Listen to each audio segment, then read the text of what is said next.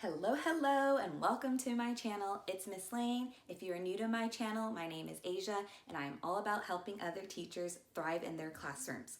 Now, this is part 2 of the tutorial on how to create an interactive Bitmoji classroom.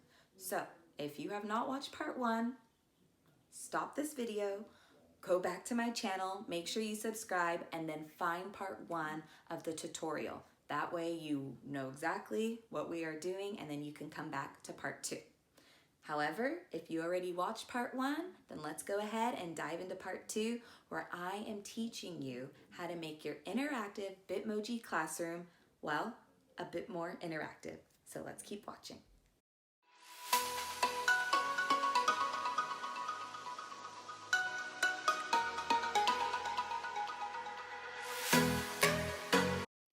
So those of you that have already watched part 1, let's dive into part 2.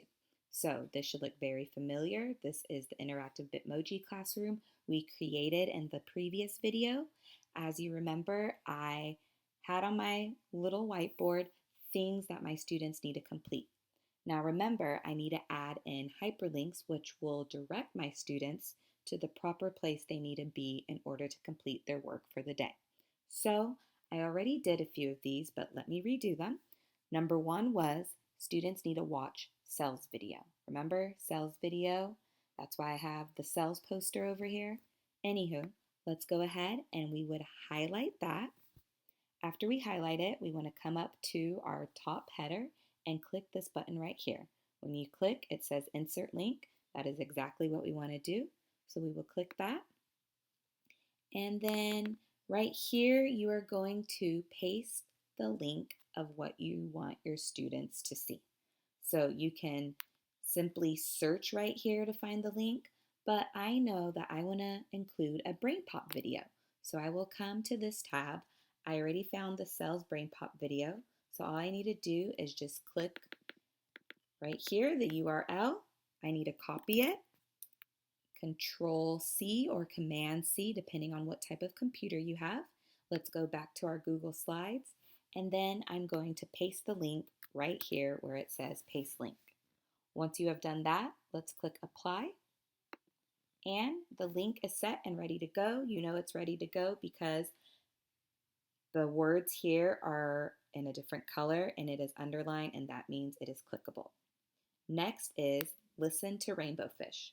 So I'm going to highlight this, and then we are going to click right here to insert a link. And once I find the link, I will then paste it right here. So let's see what happens if I were to search. So I'm still going to search, but as you can see, Google recognizes the words here. So they are pulling up things that I may already need to use. However, I want to use a YouTube link. So I'm actually instead going to visit YouTube. So let's go to YouTube, and I typed in rainbow fish, and here are many options.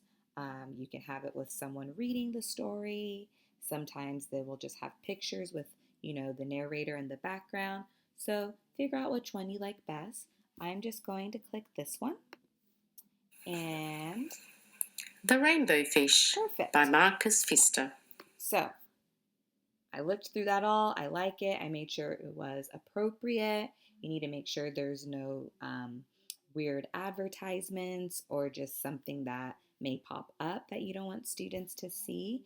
And I will go ahead, copy this URL, go back to my Google Slides, and then right here I'm going to paste. Hit apply, and then it's ready to go. Now, this last one right here, it says complete math page 100 numbers 1 through 10. You can create something in your Google Docs and then just get that shareable link so you can paste it here. So as you can see, I already created one. So if I hover over number 3, complete math pages, you can see when you click, this is where it will take your students. So I just made something really quick just for the video. They would click that, and then it would redirect them to their math work. So, they have some problems to do, and this is where they would complete it. So now your students can come into their interactive Bitmoji classroom and they can complete exactly the assignments they need to do. Now, every teacher is different. Some teachers will have the board, some teachers will have it so their students need to click the various images within the classroom setting. So, what that would look like is maybe for the sales unit, I want them to click every image in this classroom to figure out what they need to do.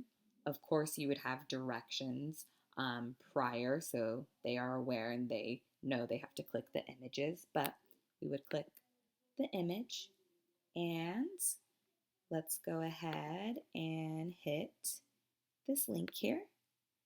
Let's delete that.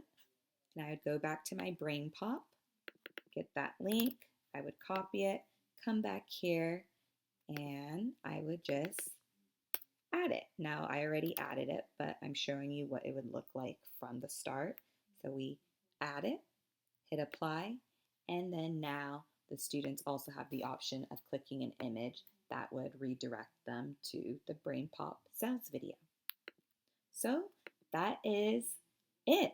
You now know how to make a interactive Bitmoji classroom with all of your hyperlinks and whatnot. So you are all set and you can start using this in your classroom. This is great for distance learning and it is also great in the traditional classroom setting. All right, everyone, that is it for part 2 of this tutorial on how to make an interactive Bitmoji classroom. Again, my channel is It's Miss Lane. My name is Asia, and if you found this video to be very helpful, make sure you leave a big thumbs up, leave some nice comments below, make sure you subscribe to my channel, hit that notification bell. That way you are aware of any time I upload a video that may give you some tips, tricks, and advice that you can bring back into your classroom. And before we exit out, remember you can learn anything through books, experiences, and Google. Until next time.